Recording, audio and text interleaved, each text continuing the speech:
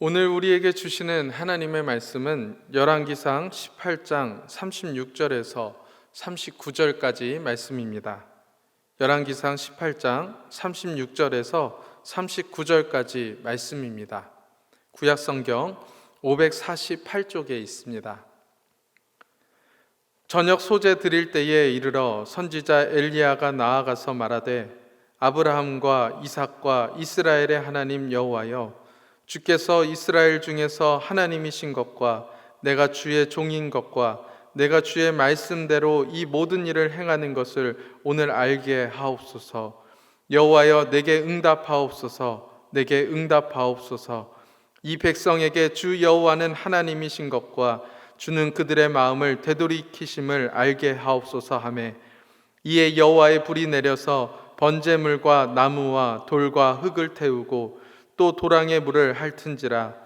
모든 백성이 보고 엎드려 말하되 여호와 그는 하나님이시로다. 여호와 그는 하나님이시로다 하니. 아멘.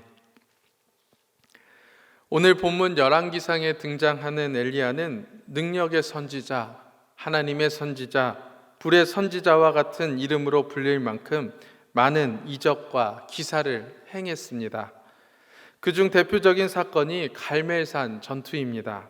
북이스라엘에 3년 반 동안 기근이 찾아왔고 엘리야는 바알과 아세라 선지자 850명을 상대로 갈멜산에서 결전을 치릅니다. 과연 이스라엘의 풍요를 가져다주는 신은 누구인가? 바알인가? 여호와 하나님인가?에 대한 영적인 전투였습니다. 이 전투에서 바알의 선지자들은 수없이 바알의 신의 이름을 불렀습니다. 그럼에도 불구하고 응답이 더디자 바알의 선지자들은 스스로 몸에 상처를 내어 피를 흘리며 그들의 규례대로 가학적인 퍼포먼스까지 벌였습니다. 그러나 그들의 신인 바알은 아무 응답도 없고 그곳에는 아무 일도 일어나지 않았습니다. 그 후에 엘리야는 이스라엘 백성들을 모아 여호와 하나님의 제단을 수축하였고 그곳에서 하나님께 부르짖어 기도했습니다. 하나님께서는 엘리야의 부르짖음에 귀를 기울이셨고 제단에 불을 내리셨습니다. 우리는 이 성경에 기록된 이 사건에 대해서 다시 한번 질문을 해봅니다. 누가 이 기적을 행하였을까요? 엘리야일까요? 아니면 하나님이실까요? 엘리야가 하나님께 부르짖어 기도했지만 분명히 이 기적을 행한 분은 하나님이십니다. 그렇다면 기적을 행하는 이 능력은 누구에게 있는 것일까요? 엘리야에게 능력이 있어서가 아닙니다. 이 능력조차 역시 하나님께 있는 것입니다. 엘리야는 우리에게 강하고 능력 있는 선지자로 보일지 몰라도 엘리야는 자신의 이름과 같은 삶을 살았습니다. 엘리야, 그의 이름의 뜻은 여호와는 하나님이시다라는 의미를 가지고 있습니다. 내가 이 능력이 있고 내가 잘나서가 아니라 이 모든 능력과 권세가 하나님께 있다는 의미입니다. 엘리야에게 하나님의 능력이 임하였을 때 백성들은 이렇게 소리쳤습니다. 여호와 그는 하나님이시로다. 여호와 그는 하나님이시로다. 오직 이 땅에 참된 신은 하나님밖에 없음을 그의 삶을 통해 우리에게 전하고 있는 것입니다. 그렇습니다. 하나님의 일하심은 사람의 역량과 능력에 달려있지 않습니다. 사도 바울이 고백한 것처럼 우리가 약하고 부족할 때 하나님의 크고 강하심이 나타납니다. 오히려 우리의 약함을 자랑할 때 그리스도의 능력이 내게 머무는 힘이 됩니다. 엘리야의 능력은 엘리야에게서 나온 것이 아니라 하나님께로부터 시작되었습니다.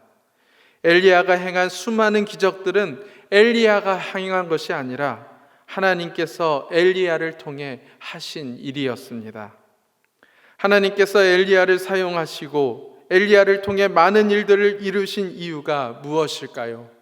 성경은 그것이 바로 기도라고 말합니다. 엘리야는 기도의 사람이었습니다. 그래서 우리는 엘리야를 기도의 선지자라고도 부릅니다.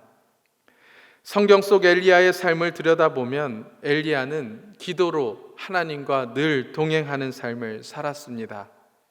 이스라엘의 3년 반 동안 가뭄이 들었을 때 하나님께서는 까마귀를 통해서 이방 여인이었던 사르밧 과부를 통해서 엘리야의 필요를 채우셨습니다. 과부의 아들의 죽음으로 인해 절박한 마음으로 하나님께 기도했을 때 하나님께서는 엘리야의 소리를 들으셨다라고 성경은 말하고 있습니다. 이세벨이 엘리야를 죽이려 할 때에 하나님께서는 낙심하고 두려워 떨고 있는 엘리야에게 내가 어찌하여 여기 있느냐라고 말씀하시며 그를 다시 한번 일으켜 세우셨습니다. 하나님께서는 분명 지금도 우리와 함께하고 계시고 우리에게 말씀하고 계십니다. 다만 지금 우리가 기도하고 있지 않기 때문에 하나님께서 함께하고 계심을 잊고 하나님께서 말씀하시는 것을 듣지 못할 뿐입니다. 기도는 하나님과의 교제입니다. 하나님과의 교제를 통하여 우리는 내가 홀로 있는 것이 아니라 하나님과 함께하고 계심을 깨닫게 되는 것입니다. 그렇기 때문에 하나님의 말씀을 지키면서 불이익을 당하고 손해를 보고 억울한 일을 겪어도 우리는 낙심하지 않고 다시 일어설 수 있습니다. 왜냐하면 하나님께서 우리와 함께 하시기 때문에 이 모든 것을 아시고 하나님의 방법으로 선하고 아름답게 갚아주실 것을 믿기 때문입니다.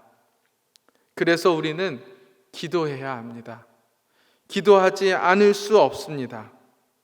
기도하지 않으면 결국 내 힘으로 하게 됩니다. 내 힘으로 하면 하나님의 일을 감당할 수 없습니다. 그럼에도 기도를 하지 않으면 아예 기도하는 입술이 닫혀져 버리게 됩니다. 이 악순환이 계속될 때 우리의 영은 점점 생명력을 잃고 시들어 말라버리게 되는 것입니다. 기도는 영적인 전투입니다. 기도의 자리에 앉기까지, 기도를 시작하기까지, 아니 기도하는 순간순간에도 우리 안에는 갈등과 고민과 복잡한 상황들이 일어납니다. 그것을 뚫고 은혜 받는 자리에 나아오는 것, 그것을 뚫고 기도하는 자리에 나아오는 것이 바로 영적인 전투라는 것입니다. 그렇다면 우리가 이 영적 전투에서 싸워야 할 대상이 누구일까요? 우리가 싸워야 할 영적 전투의 첫 번째 대상은 바로 사탄입니다.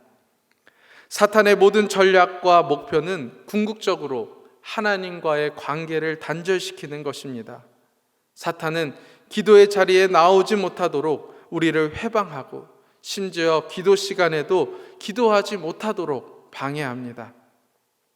지금 이 시간에도 우리의 귀가 다른 곳으로 향하게 하고 우리의 시선이 하나님이 아닌 내 상황과 환경에 집중하도록 만들어 놓습니다. 우리의 가치를 불분명하게 해서 무엇이 더 중요한 것인지 깨닫지 못하게 만들어 버립니다.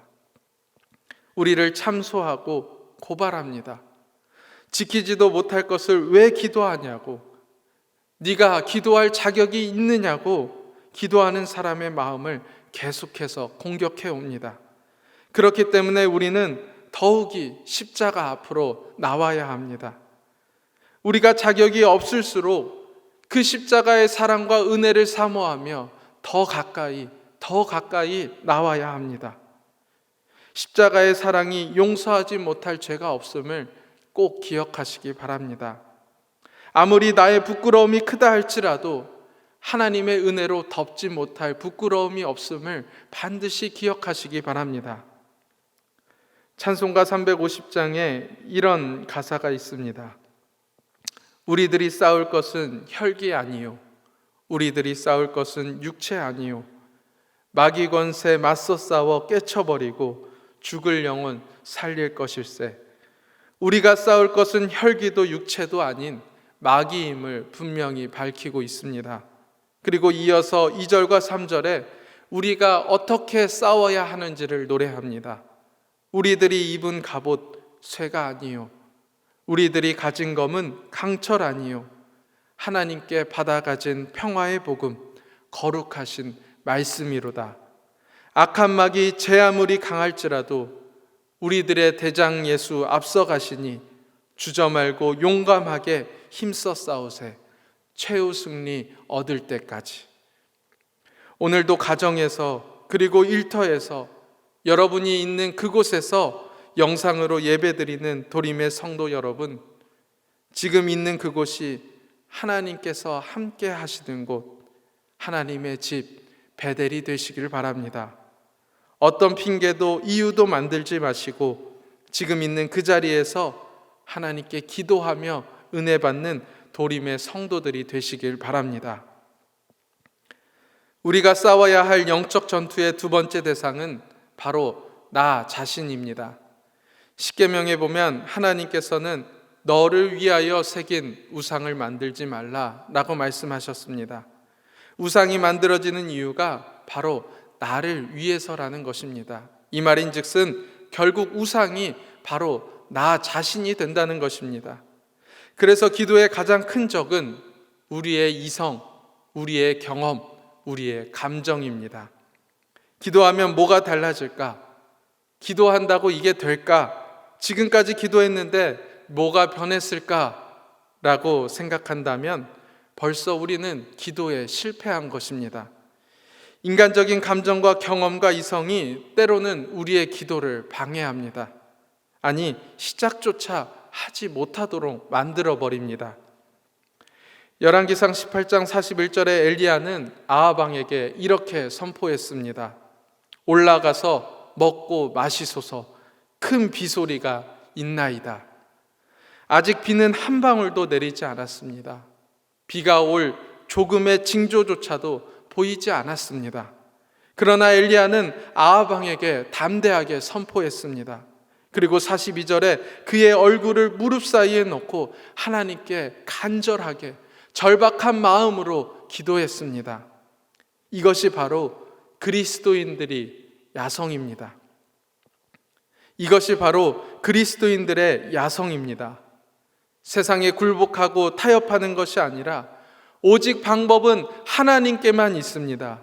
다른 길이 있다 할지라도 저는 하나님만 믿고 가겠습니다. 그렇게 당당하게 고백하고 갈 수 있는 신앙의 야성을 우리는 회복해야만 합니다. 하나님을 믿지 않는 자들이 반드시 조롱하고 손가락질할 것입니다.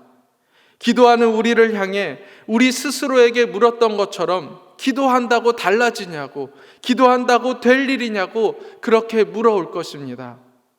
그러나 우리는 흔들리지 않습니다. 왜냐하면 하나님께서는 성경을 통해서 하나님의 일하심을 우리에게 밝히 보여주셨기 때문입니다. 450명의 바알 선지자와 400명의 아세라 선지자들 사이에서 엘리야는 하나님께 간절히 부르짖었고 하나님께서는 그 제단에 불을 내리심으로 스스로 하나님이 하나님 되심을 나타내셨습니다. 그렇습니다. 기도는 끈질긴 싸움입니다. 언제 응답하여 주실지 모르는 외로운 여정입니다. 그래서 하나님께서는 하나님의 말씀인 성경을 통해 우리에게 끊임없이 말씀해 주시고 끊임없이 확인시켜 주십니다. 믿음의 선진들을 통해 그리고 수많은 역사가 보여주는 현장들을 통해서 하나님께 기도하면 하나님께서 언젠가 응답하여 주신다는 것을 우리에게 확인시켜 주십니다. 엘리야도 무릎 사이에 얼굴을 넣고 간절히 하나님께 부르짖어 기도했습니다. 하나님께서 하실 일을 믿음으로 믿고 응답을 선포하며 기도했습니다. 도림의 성도 여러분, 하나님 외에는 다른 대안을 갖지 마시기 바랍니다. 반드시 이기고 승리하고 응답받을 것만을 생각하면서 기도하시기 바랍니다. 야곱이 하나님의 천사와 씨름한 것처럼 끈질기게 하나님께 기도하시기 바랍니다. 그 기도가 하나님을 감동시킵니다. 그 기도가 바로 하나님의 마음을 움직이는 기도입니다. 엘리야의 기도로 3년 반 동안 가뭄이 들었던 그 땅에 비가 내렸습니다. 엘리야는 어떤 모습으로, 어떤 표정으로 그 비를 맞으며 달려갔을까요? 그 비를 맞으며 달려가는 엘리야의 모습을 상상해 보시기 바랍니다. 하나님께 끈질기게 기도하고 그 기도에 대한 응답을 받았을 때 엘리야는 넘치는 기쁨으로, 주체할 수 없는 기쁨으로 그 비를 맞으면서 달려갔을 것입니다. 성도들의 싸움은 이기려고 싸우는 싸움이 아닙니다. 이겨놓고 싸우는 싸움입니다. 여리고성이 언제 무너졌습니까? 나아만 장군의 나병이 언제 치유됐습니까? 기도의 응답은 결국 하나님께서 역사하실 때까지 기도할 때에 얻을 수 있는 은혜입니다. 오늘도 하나님께서 하실 일들을 기대하며 기도하는 일에 쉬지 않는 도림의 성도들이 되시길 간절히 소망합니다. 기도하시겠습니다. 하나님, 기도의 자리로 나아오게 하심을 감사합니다. 어떤 상황과 문제 속에서도 하나님께 기도하는 지혜로운 자들이 되게 하여 주시옵소서. 기도의 영을 부어주시사 기도의 자리로 담대하게 나아가게 하시고 성령님께서 우리의 생각과 마음과 모든 것을 주관하여 주시사 성령의 이끄심을 따라 기도하게 하여 주시옵소서. 모든 일을 기도로 시작하고 기도로 마치게 하여 주시고 우리의 영을 깨우시사 우리의 삶에서 하나님께서 행하시는 일을 보게 하여 주시옵소서. 오늘도 일하실 하나님을 기대하며 찬양합니다. 하나님 홀로 영광 받으시고 하나님께서 함께 하심을 믿고 담대하게 삶을 살아가는 도림의 모든 성도들 되게 하여 주시옵소서. 예수님의 이름으로 기도드립니다. 아멘. 기도하실 때에 먼저 오늘 말씀을 생각하며 기도하겠습니다. 하나님, 기도의 문이 열리길 원합니다. 기도의 입술이 열리길 원합니다. 기도할 수 있는 힘을 주시고 환경을 주시고 귀를 열어주셔서 기도해야 한다는 주님의 음성을 듣게 하여 주시옵소서. 삶의 크고 작은 모든 일을 하나님께 묻고 가는 인생들 되게 하여 주시고 철저하게 주님의 말씀에 이끌림을 받아 하나님의 살아계심과 하나님의 영광을 나타내는 삶이 되게 하여 주시옵소서. 이어서 우리 담임 목사님과 교회를 위해서 기도하겠습니다. 도림교회에 세우신 우리 목사님을 통하여 하나님의 계획과 뜻이 나타나게 하여 주시고 모든 사역 감당할 때에 하나님께서 넉넉한 힘과 지혜와 능력을 달라고 기도해 주시기 바랍니다. 또한 동역해 나가는 도림의 모든 성도들이 한마음 한뜻이 되게 하시고 그렇게 우리가 일할 때 이 도림교회가 하나님을 기쁘시게 하는 교회, 하나님의 마음에 꼭 맞는 교회가 되게 해달라고 기도하겠습니다. 끝으로 교회학교 다음 세대인 우리 아이들을 위해 그리고 그들을 지도하고 양육하는 교역자들과 교사들을 위해서 이름도 빛도 없이 세계 곳곳에 흩어져 복음을 전하는 선교사님들을 위해서 코로나 바이러스로 인해 신음하고 두려워하고 고통받는 이 땅의 모든 백성들과 나라와 민족 가운데 하나님의 평안과 선한 손길이 함께하여 주시길 간절한 마음으로 함께 기도하시겠습니다.